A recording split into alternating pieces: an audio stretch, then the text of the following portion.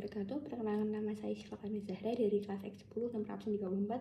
Di sini saya akan menjelaskan tentang materi tentang potensi energi panas bumi di Indonesia untuk memenuhi tugas fisika.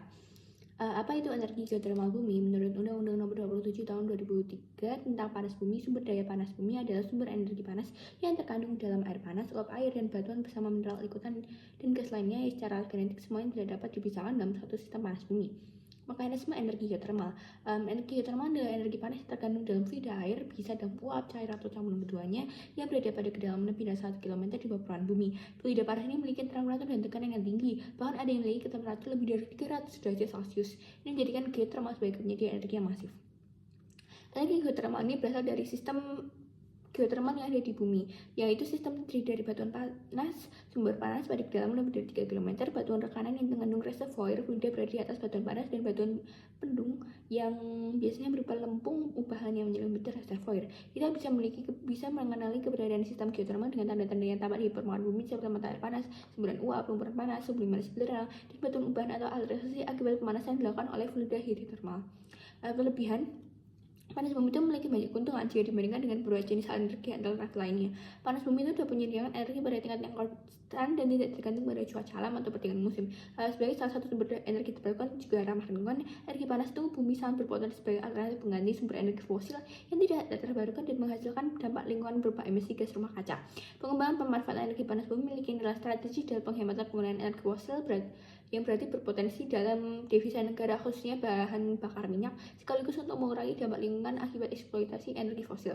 Kenapa di Indonesia? Indonesia memiliki potensi energi geotermal yang sangat besar, menjadi salah satu yang terbesar di dunia karena letaknya itu di cincin api Pacific Ring of Fire, di mana terletak di antara jalur gunung api aktif dan tumbuh lempeng tektonik, serta berada di sepanjang garis khatulistiwa. Kondisi demikian menciptakan kondisi geologis yang ideal untuk terbentuknya sumber energi panas bumi.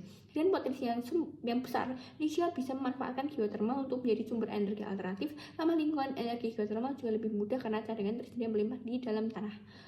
Potensi energi. Menurut data Kementerian ESDM RI, terdapat sekitar 300 titik sumber geotermal yang tersebar dari Sabang hingga Merauke.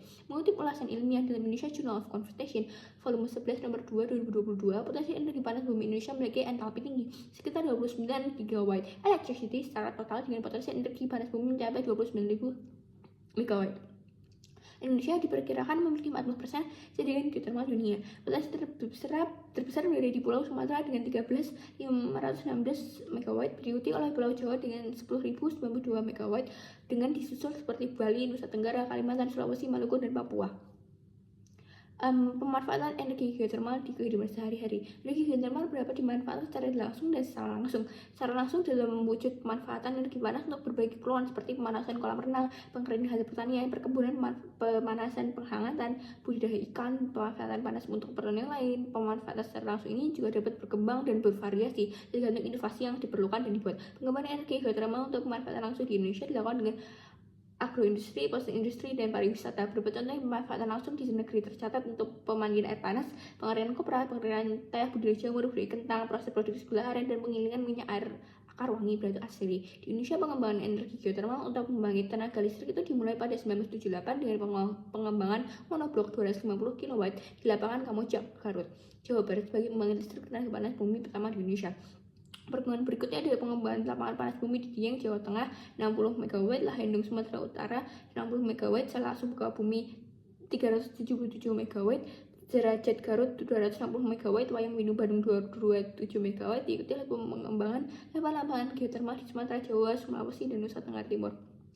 Hambatan. Dengan demikian, pemanfaatan energi panas bumi itu ada peningkatan untuk menindaklanjuti kebijakan energi nasional pada tahun 2025. Pemanfaatan panas bumi di Indonesia pada tahun 2014 tercatat masih pada angka yang cukup kecil, yaitu 248 MW atau hanya sekitar 1,15% dari jumlah total seluruh energi yang ada di Indonesia.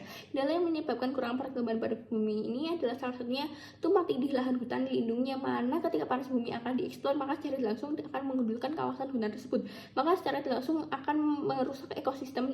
Selain itu, faktor lingkungan, kekurangan data, geologi, geofisika, geokimia, serta biaya investasi yang tinggi juga menjadi penyebab terkendalanya perkembangan pemanfaatan panas bumi di Indonesia. Terima kasih, sekian dari saya. Wassalamualaikum warahmatullahi wabarakatuh.